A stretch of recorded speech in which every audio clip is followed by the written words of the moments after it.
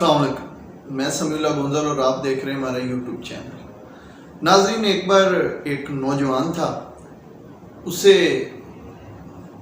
دولت، شہرت اور علم تینوں کی بھوک تھی۔ وہ ان تینوں چیزوں کو حاصل کر لینا چاہتا تھا۔ اس نے اپنے استاد کو یہ کہا کہ مجھے کوئی ایسا طریقہ بتائیں، کوئی ایسا راستہ بتائیں کہ میں ان تمام چیزوں کو حاصل کر لوں، یا میں اس رستے پر یا میں کسی ایسے رستے پر چل نکلوں کہ مجھے یہ تمام چیزیں مل جائیں۔ اب وہ جو اس کا استاد تھا یا شیخ تھا، وہ بہت سمجھدار آدمی تھا، بڑا دانا آدمی تھا۔ اس نے اس طالب علم کو کہا کہ دیکھو، میں تمہیں یہ تینوں چیزیں تو نہیں دے سکتا، ہاں لیکن میں تمہیں یہ ضرور کہوں گا کہ تم علم حاصل کرو۔ خدا سے دعا کرو کہ خدا تمہیں علم عطا کرے، اور ایسا علم عطا کرے جو دوسروں کے لیے منافع بخش ہو، ایسا علم جس سے دوسروں کو فائدہ پہنچے۔ میں تمہیں یہ یقین دلاتا ہوں کہ اگر تم ایسا علم حاصل کر لو گے نا جس سے دوسروں کو فائدہ پہنچے گا، تو ضرور زندگی میں کوئی نہ کوئی ایسا مقام آئے گا کہ تمہیں دولت، شہرت، عزت، سب کچھ مل جائے گا۔ اس شاگرد نے اپنے استاد کی بات مان لی اور اپنے استاد کے کہنے پر ایک اسم اعظم کا ورد کرنا شروع کر دیا۔ اس کے استاد نے اسے بتا رکھا تھا کہ یہ جو اسم اعظم میں تمہیں بتا رہا ہوں، اس کا تم نے ایک مخصوص عرصے کے لیے ورد کرنا ہے، ٹھیک ہے؟ اور اس کا جب تم ورد کر لو گے تو تمہاری حالت یہ ہوگی کہ میں بھی تمہاں بڑی حالت زار میں ہوگے، تمہارے پاس کھانا نہیں ہوگا، تمہارے پاس پینے کے لیے پانی نہیں ہوگا، تمہارا لباس بڑا گندا ہوا ہوگا اور تم بڑی تھکان کا شکار ہوگے۔ ایسے میں خدا کی طرف سے کوئی شخص تمہارے پاس آئے گا اور تم سے طلب کرے گا کہ بولو تمہیں کیا چاہیے۔ تم اس سے کچھ بھی، کوئی نہ کوئی چیز مانگ سکتے ہو اور وہ فوری تمہاری وہ خواہش پوری ہو جائے گی۔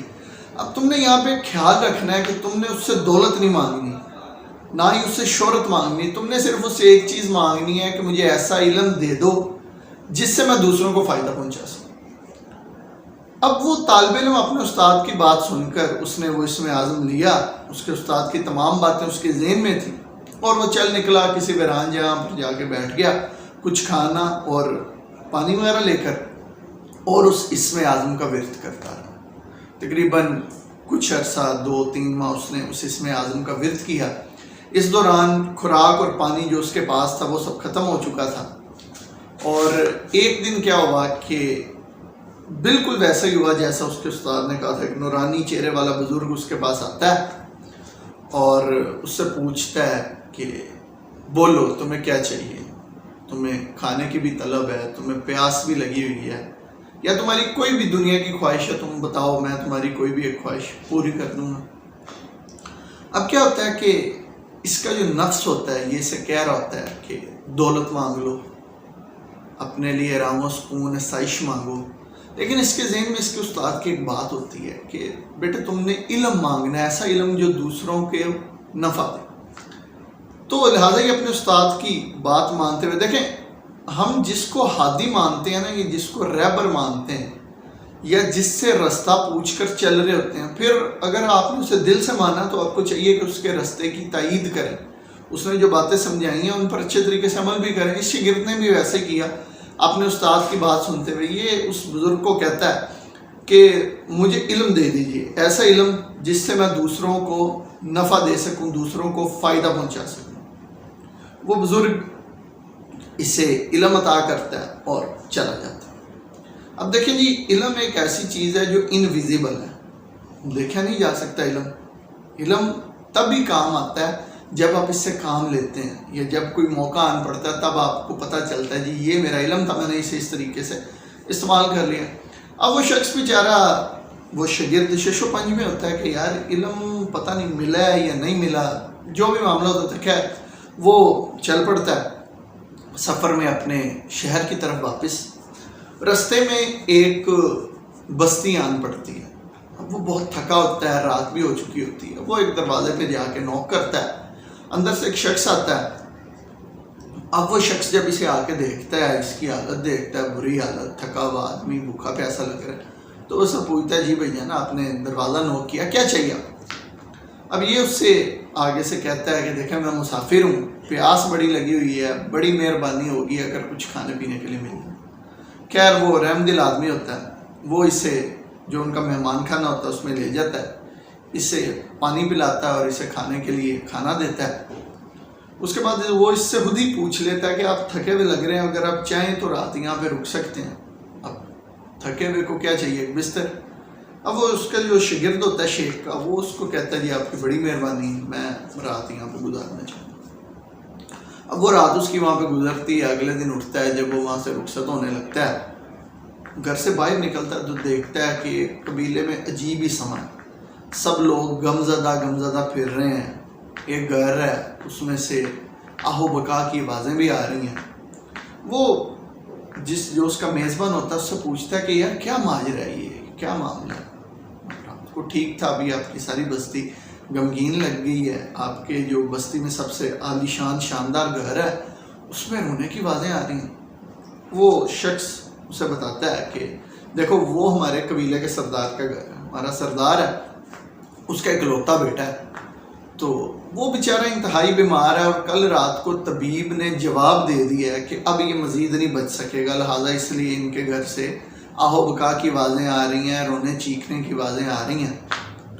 اب چونکہ علم تو تھا اس کے پاس, اور اسے سمجھ بھی آ چکی تھی کہ علم یوٹیلائز کروں گا تو کسی نہ کسی کام میں آئے گا. وہ کہتا ہے یار اگر تم برا نہ مانو تو اگر تمہارے قبیلے کے سردار کی اجازت ہو تو میں تمہارے قبیلے کے سردار کے بیٹے کو ایک بار دیکھنا چاہوں گا.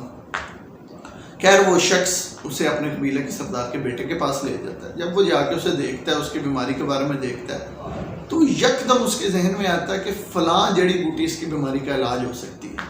خیر وہ قبیلے کے سردار کو بتاتا ہے کہ جی فلاں جڑی بوٹی ہے, اگر آپ جائیں اسے لیں تو اس کا رس آپ نے اس بچے کو 2-3 قطرے پلانا ہے, اور یہ بچہ صحت یاب ہو سکتا ہے, اس کی بیماری ختم ہو جائے گی. خیر وہ کافی حیران ہوتے ہیں کہ ہم اتنے طبیبوں سے علاج کروا رہے ہیں اور کافی طبیبوں نے جواب بھی دے دیا. تو یہ شخص خیر ڈوبتے کو تنکے کا سہارا. سردار اپنے بیٹے کی محبت میں کچھ لوگوں کے ساتھ جنگل میں جاتا ہے, اس کی بتائی ہوئی مخصوص جڑی بوٹی ڈھونڈ کے لاتا ہے. شام تک سردار واپس آ جاتا ہے, اس جڑی بوٹی کا عرق بنایا جاتا ہے, اور اس کے بیٹے کے منہ میں جیسے ہی 3 سے 4 قطرے جاتے ہیں اس عرق کے, اس کا بیٹا بے ہوشی کی حالت سے باہر آتا ہے اور بالکل صحت یاب ہو کر اٹھ کھڑا ہوتا ہے. قبیلے کا سردار بڑا خوش ہوتا ہے. سارے قبیلے کے لیے یہ ایک حیرت انگیز واقعہ ہوتا ہے. سردار اس شخص کو اعزاز کے طور پر کہتا ہے کہ آج آپ میرے مہمان بنیں گے اور رات میرے پاس رکیں. اب رات کو کیا ہوتا ہے کہ اگلے دن ان کے قبیلے پہ کوئی اور قبیلہ حملہ کر دیتا ہے. The next morning. اچھا اب وہ حملہ اتنی شدت سے کرتے ہیں کہ ان کی فورسز 3-4 قبیلوں پر مشتمل ہوتی ہیں, اور یہ ایک قبیلہ ہوتا ہے ان کے وسط میں. اس قبیلے کے ارد گرد چونکہ پہاڑ ہوتے ہیں, اونچی جگہ ہوتی ہے, تو ان کے لیے دفاع کے لیے ایک بڑا بہتر سیٹ اپ بن سکتا ہے. اب وہ شخص جب جائزہ لیتا ہے سارے فوج کا, اس قبیلے کی جو آرمی ہوتی ہے, اس قبیلے کے جو سپاہی ہوتے ہیں, جب جائزہ لیتا ہے تو اسے پتہ چلتا ہے کہ یار یہ لوگ نا غلط طریقے سے جنگ لڑ رہے ہیں.